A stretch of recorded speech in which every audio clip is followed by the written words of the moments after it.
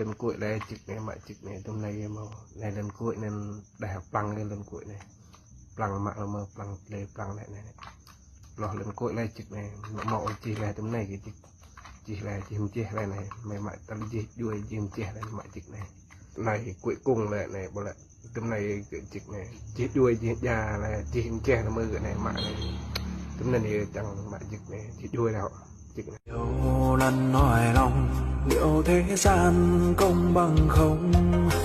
là một người đàn ông sao phải che những giọt nước mắt, phàm là người trần đều sẽ mang những khổ đau chẳng cần ngại ngùng đâu. Việc này sự kiện chị là sự kiện mà pro sự kiện này bỏ là bạc tập mà bạc gần này bỏ là chị cái nuôi này bạc chị cái nuôi này mà pro này tua kiệt này sự kiện mà pro chị đi gửi chị đâm lên người chị mà xoay đi mà này mặn mạ này chị đâm lên này chị